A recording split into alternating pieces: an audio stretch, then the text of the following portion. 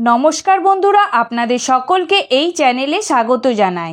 আজ আমাদের আলোচ্য বিষয় হলো জুলাই 2024 কুম্ভ রাশি বা কুম্ভ লগ্নের জাতক জাতিকাদের জীবনে কি কি পরিবর্তন আসতে চলেছে বা কোন কোন দিক থেকে আপনাদের সাবধানতা অবলম্বন করতে হবে। 30টা দিনের একটি মাস কতটা ভালো এবং কতটা মন্দ যাবে তা নিয়ে আমি বিস্তারিতভাবে আলোচনা করব। আপনারা জানেন, জ্যোতিষশাস্ত্রে যে রাশিফলগুলো বলা হয় মূলত সেটা কিন্তু গোচর ফলের ওপর ভিত্তি করে বলা হয়। তাই জুলাই মাস 2024 সালের গ্রহগত অবস্থান কেমন আছে এবং প্রধান প্রধান গ্রহগুলি কোন কোন রাশি বা কোন কোন ঘরে অবস্থান করেছে তা জেনে নেব। স্ক্রিনে আপনারা যে চার্টটি দেখতে পাচ্ছেন সেটি জুলাই 2024 সালের গ্রহগত অবস্থান। কুম্ভ রাশি বা কুম্ভ লগ্নের জাতক জাতিকাদের আপনার লগ্নপতি এবং রাশি অধিপতি শনিদেব আপনার লগ্নভাবেই স্বরাশিতে কুম্ভ রাশির ঘরে অবস্থান করছে এবং সেখানে তিনি 30শে জুন বক্রী অবস্থায় পরিবর্তন হয়েছে এবং তিনি বক্রী অবস্থায় থাকবে 15ই নভেম্বর 2024 পর্যন্ত। কুম্ভ রাশির জাতক জাতিকাদের এমনিতেও শনি 7.5 দ্বিতীয় চরণের মধ্যে দিয়ে এগোচ্ছে এবং পুরো জুলাই মাস জুড়ে শনি বক্রী অবস্থায় থাকবে। আপনাদের দ্বিতীয়ভাবে থাকবে রাহু সারা মাসটি জুড়ে। মঙ্গল আপনাদের তৃতীয় ভাবের অধিপতি স্বগৃহে মেষ রাশির ঘরেই বিরাজমান থাকবে 12ই জুলাই পর্যন্ত। 12ই জুলাই পর মঙ্গল রাশি পরিবর্তন করে আপনার চতুর্থভাবে সঞ্চার করবে এবং সেখানে তৈরি হবে গুরু মঙ্গল সংযোগ। আর দেবগুরু বৃহস্পতি পুরো মাস জুড়ে অবস্থান করবে আপনার চতুর্থভাবেই। পঞ্চমভাবে সংগঠিত হবে শুক্র সূর্যের দারিদ্র্য যোগ। 7ই জুলাই পর্যন্ত সেই যোগটি থাকবে। তারপর শুক্র আপনার ষষ্ঠভাবে প্রবেশ করে বুধের সাথে মিলে সেখানে লক্ষ্মীনারায়ণ যোগ তৈরি করবে। সূর্য 16 তারিখের পর বুধের সাথে মিলে বুধাদিত্য যোগ তৈরি করবে।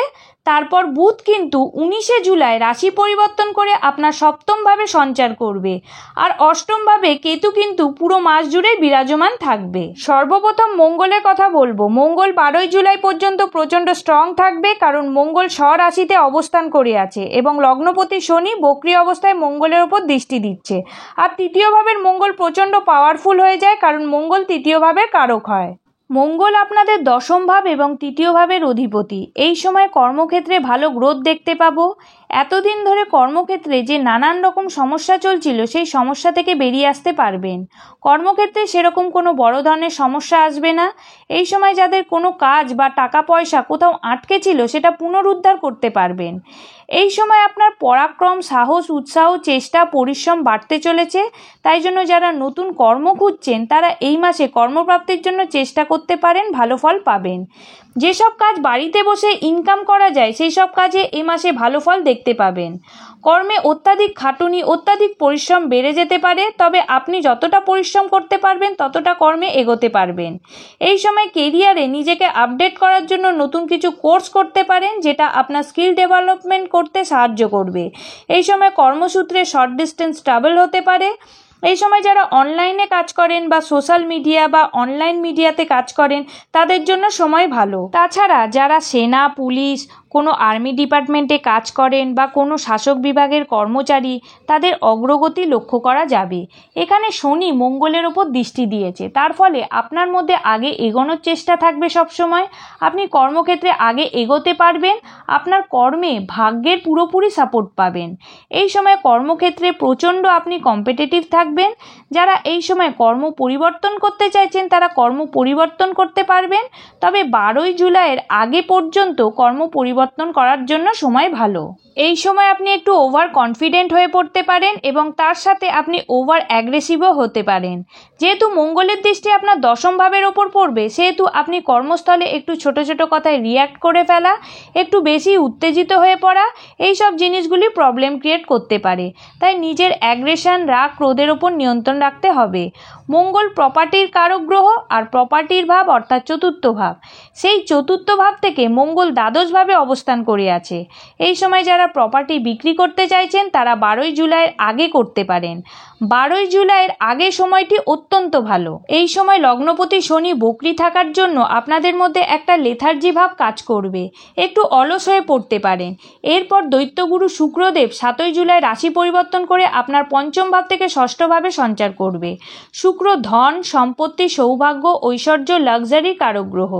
আর শুক্র আপনাদের জন্য যোগকারক গ্রহ। আর শুক্র ষষ্ঠভাবে ভালো ফল দেয় না। এই সময় আপনার লিগ্যাল কাজগুলো ডিলে হতে পারে। শুক্রদেবের ষষ্ঠভাবে আসা সবথেকে খারাপ প্রভাব দেবে আপনার ম্যারিড লাইফ এবং রিলেশনশিপে।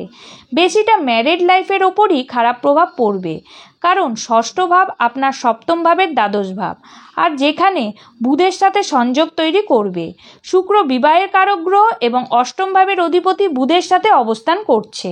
যাদের বিবাহিত জীবনে বড় ধরনের সমস্যা চলছিল বা ঝগড়া বিবাদ চলছিল বা ইনলজের কারণে আপনাদের মধ্যে সম্পর্ক খারাপ হচ্ছিল, 7ই জুলাইয়ের পর থেকে সেই সমস্যা আরও বাড়তে পারে, এমনকি ডাইভোর্স পর্যন্ত কথা চলে যেতে পারে। এটা আমি তাদের জন্য বলছি যাদের জীবনে অলরেডি ম্যারিড লাইফকে নিয়ে অনেক প্রবলেম চলছিল। রাহুর দৃষ্টিও পড়বে শুক্র বুধের ওপর। এই সময় আপনি খারাপ সঙ্গতিতে পড়তে পারেন, তাই অসৎ বন্ধুবান্ধব থেকে একটু ডিস্টেন্স মেনটেন করে চলতে হবে। এই সময় আপনার গুপ্ত শত্রু বাড়তে পারে, তাই এই বিষয়ে একটু সচেতন থাকবেন। শিক্ষার্থীদের কথা বলতে গেলে আপনার চতুর্থপতি শুক্র আপনার পঞ্চমভাবে রবির সাথে দারিদ্র্য যোগ সৃষ্টি করবে এবং পরে শুক্র ষষ্ঠভাবে রাশি পরিবর্তন করবে আর চতুর্থভাবে দেবগুরু বৃহস্পতি অবস্থান করে আছে। এই সময় পড়াশোনা ওভারঅল ভালো যাবে। শুধু রবি শুক্রের দারিদ্র্য যোগের জন্য অনেক সময় অমনোযোগী হয়ে পড়তে পারেন। তাছাড়াও আপনার চতুর্থভাবে দেবগুরু বৃহস্পতির অবস্থানের জন্য পড়াশোনায় অগ্রগতি নিয়ে আসবে। এই সময় যারা হায়ার স্টাডিজ করছেন তাদের জন্য ভালো সময়। যারা আইটি, বিটেক, এমটেক করছেন তারা ভালো ফল পাবেন। মোটামুটি শিক্ষার্থীদের 19 তারিখ অবধি একটু বেশি পরিশ্রম করতে হবে।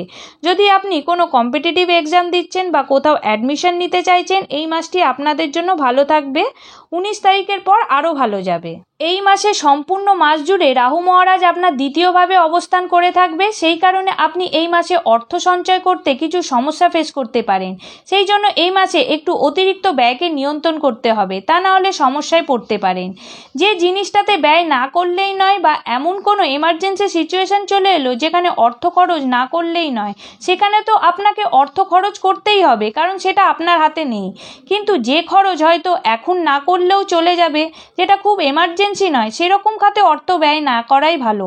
যতটা পারবেন খরচ নিয়ন্ত্রণ করে চলতে হবে। যারা শেয়ার মার্কেটে লগ্নি করতে চান তারা 19শে জুলাইয়ের পর করতে পারেন, সেখান থেকে লাভান্বিত হতে পারেন। তবে যে কোনো বিনিয়োগ করার আগে বর্তমান মার্কেটের অবস্থা পুরো বিশ্লেষণ করে বিশেষজ্ঞদের পরামর্শ নিয়ে তবেই বিনিয়োগ করুন। রাহু যেহেতু দ্বিতীয়ভাবে থাকবে, সেহেতু এই সময় অস্বাস্থ্যকর খাবারের প্রতি রুচি বাড়বে বা সঠিক টাইমে খাদ্য না খাবার অভ্যাসের ফলে আপনার স্বাস্থ্য খারাপ হতে পারে। কুম্ভ রাশিতে এমনিতেই 7.5 চলছে, তার ওপর শনি বক্রি হওয়ার পর কিছুটা উল্টো ফল পাবেন। যেমন ধরুন, যারা 7.5 খুব খারাপ সিচুয়েশনের মধ্যে ছিল বা চাপের মধ্যে ছিল, টেনশনের মধ্যে ছিল, তাদের শনি বক্রি হওয়ার ফলে সেই সমস্ত দিক থেকে চাপ কমবে, সমস্যা কম থাকবে। কিন্তু যাদের 7.5 খুব ভালো ছিলেন, দুর্দান্ত ছিলেন, তাদের কিছুটা এ মাস থেকে চাপ বাড়তে পারে, সমস্যা ফিল করতে পারেন। সেটা ম্যান টু ম্যান ভ্যারি করবে জন্মছকের শনির অবস্থানের ওপর। এতদিন ধরে যারা স্বাস্থ্য নিয়ে খুব সমস্যায় ছিলেন বা স্বাস্থ্য সংক্রান্ত নানান জটিলতা ফেস করছেন বা স্বাস্থ্য নিয়ে ভুগছেন, তাদের শনি বক্রি হওয়ার কারণে স্বাস্থ্য সংক্রান্ত সমস্যা কমতে দেখা যাবে। শনি বক্রি হওয়ার কারণে আপনি মানসিক চিন্তা থেকে অনেকটাই বেরিয়ে আসতে পারবেন। 19শে জুলাই আপনার ব্যবসার কারক গ্রহ বুধ আপনার সপ্তমভাবে সিংহ রাশির ঘরে সঞ্চার করবে, ফলে ব্যবসা অত্যন্ত ভালো যাবে। ব্যবসায় ইনভেস্টমেন্ট করতে চাইলে 19শে জুলাইয়ের পর করতে পারেন, সেটা অত্যন্ত ভালো হবে। মোটামুটিভাবে কুম্ভ রাশি বা কুম্ভ লগ্নের জাতক জাতিকাদের 2024 জুলাই মাস কেমন যেতে চলেছে সেটি নিয়ে আমি বিস্তারিতভাবে আলোচনা করার চেষ্টা করলাম। ভিডিওটি ভালো লাগলে অবশ্যই আমার চ্যানেলটিকে সাবস্ক্রাইব করবেন। আগামী দিনে আরও একটি নতুন ভিডিও নিয়ে হাজির হব আপনাদের সামনে। আজকের মতো এই পর্যন্ত। আপনারা সকলে ভালো থাকবেন, সুস্থ থাকবেন। নমস্কার।